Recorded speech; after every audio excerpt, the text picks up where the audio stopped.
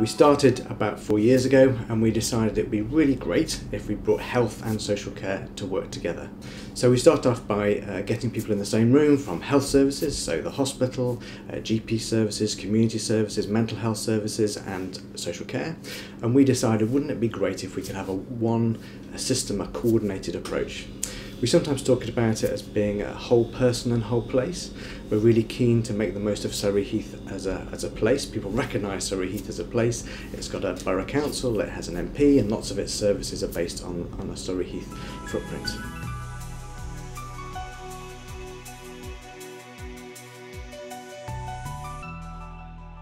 The thing that makes integrated care different in Surrey Heath is that we've adopted a whole model of integration.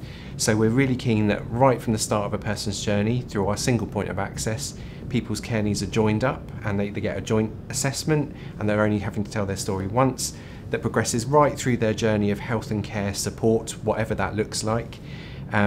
We've got a process within that that's about escalation if we're concerned that they might be admitted to hospital or they're in some kind of a crisis. We've got an MDT or multidisciplinary team meeting, and then if they actually end up being admitted to hospital, we want to make sure the integrated care is there as well to support them getting back home to community as soon as possible. So it's a whole journey of integration. Building on the success of our multidisciplinary team meeting that we have once a week, we're now looking at people who are living with frailty, and the aim of the next MDT meeting is to try and work out if there's things that we can do in anticipation to stop people getting more frail and escalating towards a crisis in the first place.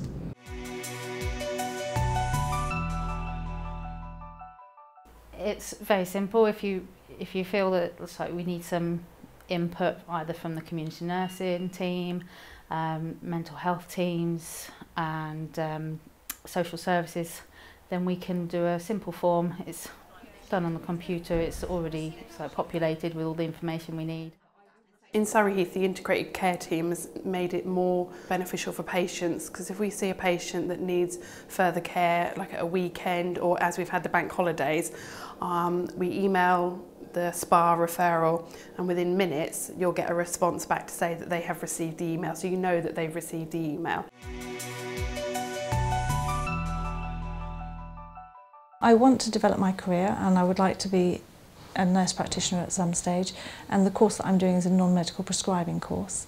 It was pointed out to me by the CCG and they've helped me to apply for it and get funding from Health Education England for it. Both the surgery and the CCG are very supportive in everything that we do. They help keep us up to date. They're also very keen on getting new blood into the surgery settings. We've had some student nurses come in and it's been very successful. And I'm actually going to be employing one of those later on this year. We work really well with our paramedic practitioners, and they send us a monthly report on the people that use our service. So Elizabeth was identified in October as phoning the 999 service 37 times.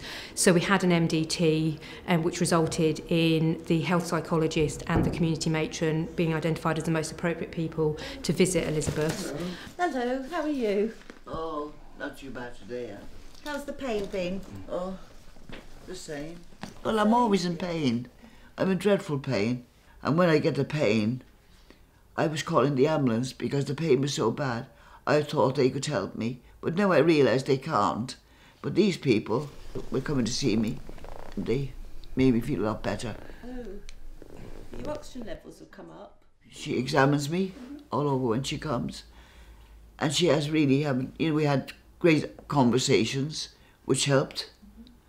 And then, of course, Natasha came, and she was the same. Taught me how not to call the ambulance, to try how to manage my pain, and how to, what to do. So I went out initially and did a joint visit with our community matron, and what she explained is that she was experiencing chronic pain. So she had pain in her jaw initially, which then spread throughout her body, and she had been seen by the pain clinic, who had, one of the pain consultants had ruled out any kind of serious cause of her pain. So it became more then about her needing to try and manage that pain and find strategies to manage her pain. Our work was specifically focused on her trying to manage her breathlessness and her pain. Integrated working is essential. mind and body are not two separate systems. It works together. So if somebody has a physical health condition, that's likely to be impacting on their emotional well-being.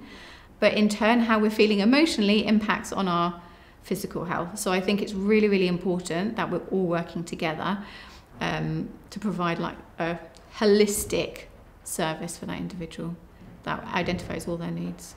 It's been transformational for Elizabeth and from a entire health economy point of view, and Elizabeth's only phoned 999 4 times now in the last 3 months.